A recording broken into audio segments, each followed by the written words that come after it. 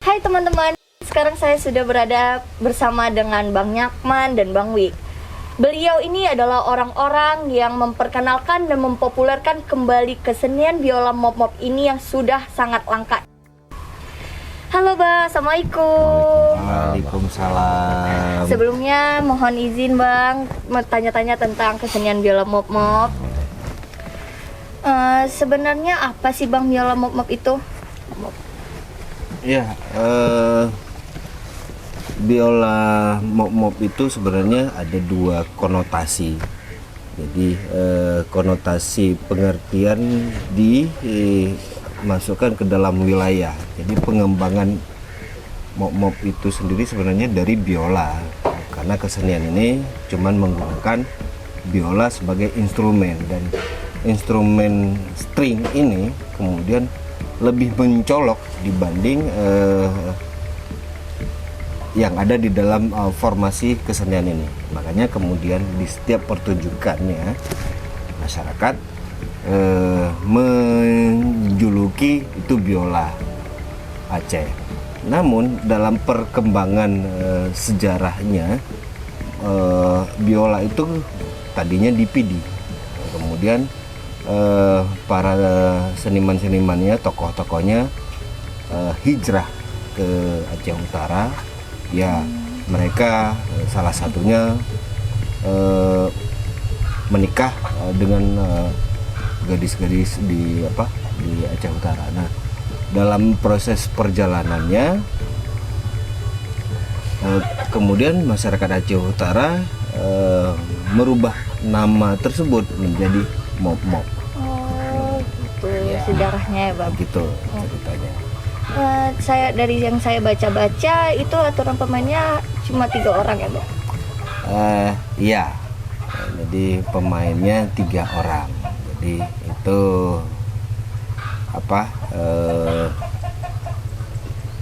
yang paling sering menjadi karakter legendarisnya itu yang pertama ada Linto Barunya, dan kemudian Dara Baru. Nah, kemudian ada Ayah Dara Baru. Ini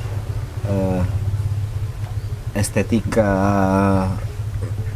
ini dipakai oleh mop-mop untuk menandakan bahwa kehidupan masyarakat Aceh yang notabene-nya mempelai laki-laki dan mempelai perempuan. Ini kan menggambarkan kehidupan baru. Jadi sedangkan ada di satu adat istiadatnya masyarakat Aceh itu, ayah itu sebagai kontrol sosial. Makanya dalam mop itu pemainnya 3 orang. Kalau menurut Bang Nyakman nih, apa sih yang menyebabkan kesenian mop-mop ini hilang? Apa ada faktor-faktor atau kejadian-kejadian yang tertentu yang menyebabkan kesenian ini hilang? Sebenarnya salah satu faktor utamanya adalah konflik yang berkepanjangan secara umum. Jadi bukan hanya kesenian mop-mop, tapi boleh dibilang semua kesenian di Aceh itu terpaksa harus vakum. Yang kemudian untuk mop-mop ini butuh bukan hanya skill, tapi imajinasi yang kuat juga. Terus memang harus fokus, karena dia memang kita ceritakan semua masalah, karena ini mop-mop adalah bentuk dakwah dengan cara lain. Berarti dia bentuk dakwah yang Sampaikan itu dengan cara teater, bahkan dengan cara komedi. Terus ada nggak sih Bang tantangan dalam mempopulerkan, membangkitkan kembali kesenian ini? Kalau berbicara tantangan bukan ada, tapi banyak.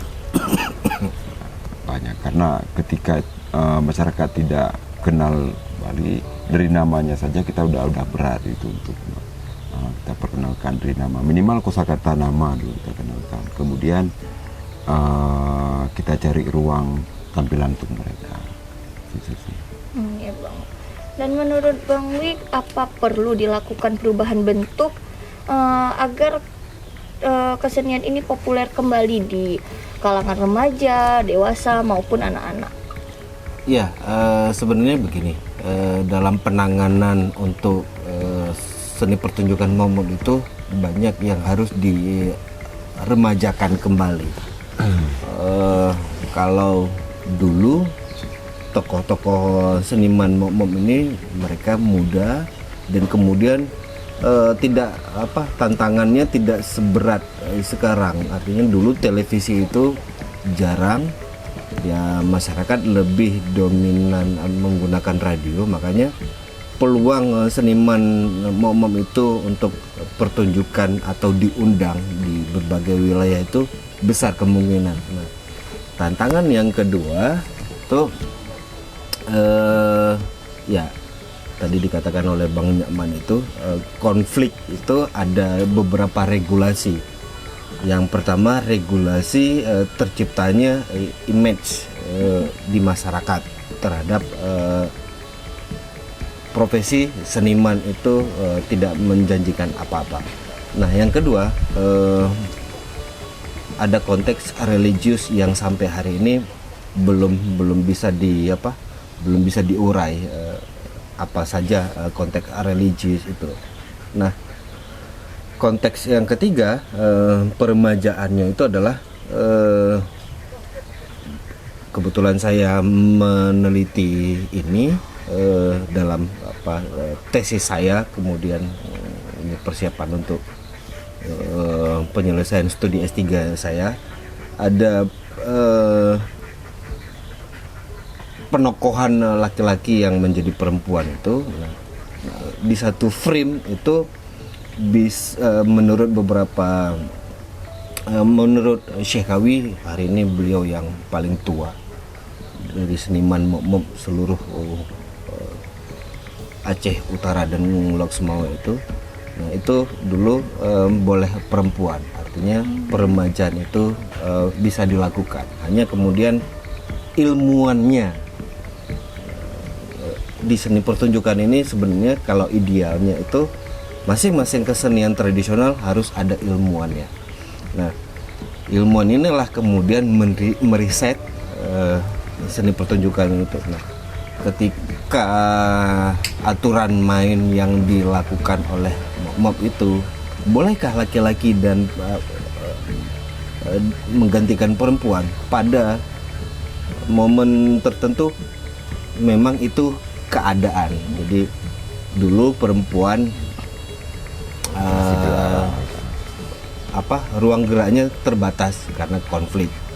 Nah, kalau sekarang karena ini new, sudah zamannya baru, ini bisa dilakukan. Nah, salah satunya kemarin kita coba membuat konsep-konsep baru, artinya kita coba mix dengan breakdance. Kemarin baru kita coba eksperimen.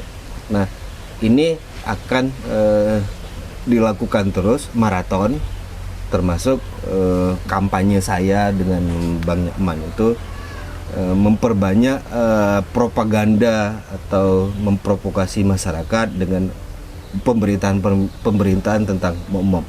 Kenapa ini dilakukan? Karena konteks berita itu akan membiasakan masyarakat terus mendengar. Nah, ini formula yang harus dilakukan. Selain saya sedang menyiapkan, sedang proses berjalan berjalan kurikulum mata kuliah momok ini di ISBI Aceh. Nah, saya juga sedang mempersiapkan para penelitinya juga, kemudian para pelaku juga. Selain formal juga ini akan kita coba lakukan sosialisasi ke sekolah-sekolah, mulai dari tingkat SMP sampai dengan SMA. Ini yang sedang saya lakukan. Nah, embrio besarnya itu Paluh Raya ini, atau basically-nya Valuraya ini karena banyak tokoh momoknya, ini menjadi prototipe destinasi desa budaya. Karena lagi-lagi kalau bicara menyelamatkan kesenian ini, bagaimana kita harus menyelamatkan masyarakatnya dulu, agar nilai ekonominya benar-benar dirasakan oleh masyarakatnya, maka senimannya pun akan lebih mudah untuk melakukan permajaan. Kira-kira begitu. Oke Bang, boleh diceritain nggak sih Bang, apa sih Institut Merak Jempa itu? Oke. Institut Merak Jempa itu adalah wadah yang awalnya kita coba bagian dari upaya untuk menghidupkan mob-mob. Itu yang utamanya. Yang kemudian kita coba gerak bukan hanya mob, tapi ada juga kesenian lain di Aceh Utara, di Aceh ada Canang Cerkeh, Rapai, beberapa jenis Rapai. Kita fokus ke kesenian yang langka dan hampir punah. Kalau yang baru mungkin banyak yang terus kita juga gerak di industri kreatif. Jadi mempersatukan anak-anak muda yang bahkan yang baru belajar, bukan hanya yang baru belajar, yang belum bisa apapun di kreatif, kalau dia berbakat ya coba kita rangkul. Kalau saya boleh tahu nih Bang, ada nggak sih pelaku kesenian ini yang masih hidup sampai sekarang? Untuk kesenian mob masih hidup, 2-3 orang lagi masih hidup. Yang lainnya memang yang pertama faktor usia, terus memang ya udah banyak yang meninggal. Ya, jadi tambahan sedikit. Pelakunya sekarang itu menurut Bang Nyakman itu, jadi personilnya sudah tidak lengkap. Nah, biasanya satu grup itu 3 orang. Nah, jadi karena waktu, jadi ada yang sudah meninggal. Jadi beliau dengan Merak Jempa Institutnya kemudian mencoba merekrut kembali seniman-seniman mob-mob ini. Nah, sekarang yang tinggal grup yang tinggal di Aceh Utara dan Danau Semawa itu 2 grup. Yang satu grup Muara Batu dipimpin oleh Syekh Muhammadiyah bin, atau lebih dikenal dengan nama Syekh bin. Kemudian grup Merak Jempa kemudian ditebalkan oleh Bang Nyakman menjadi Merak Jempa Institute. Nah, itu dipimpin oleh Syekh Kawi, atau nama aslinya Sarkawi. Nah, ini yang grupnya yang tersisa dari sekitar 19 grup. Oh, dari 19 grup. Dari 19 grup. Tersisa hanya 2 grup. Ya, terhitung dari tahun 70-an. Dan 2 itu juga kadang-kadang harus gabung Ya. untuk jadi satu grup. Kadang syekhnya sakit di grup ini, jadi memang sudah kurang lengkap sih. Ya, jadi rekrut cara kerjanya sekarang itu misal pimpinan grupnya itu kan pemain biolanya, atau kalau di sini yang kita lebih mudahnya Syekh Kawi sama Syekh bin. Syekh bin itu punya personilnya, ada Linto baru dan Dara baru. Tiba-tiba nanti salah satu Dara barunya dari Syekh bin itu sakit. Nah, ini nanti ngambilnya Dara baru dari Syekh Kawi. Jadi kayak gitu aja kerjanya setiap event. Nah, untuk produktivitas menurut yang saya amati,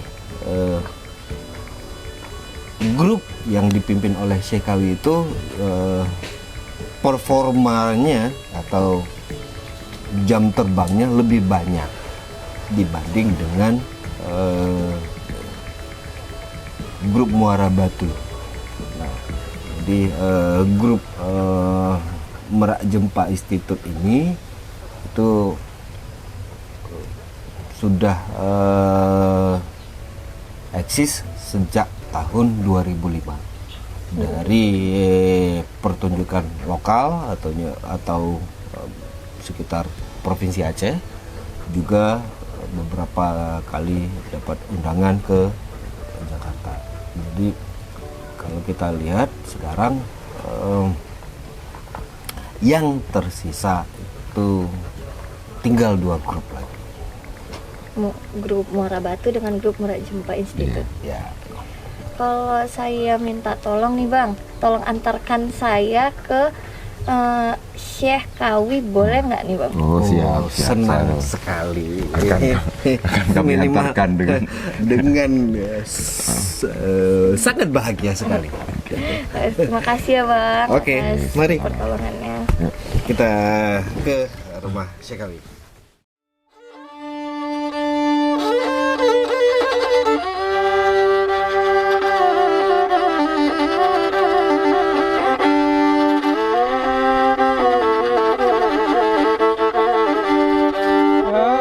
Assalamualaikum ya berkon duduk dalam tikar.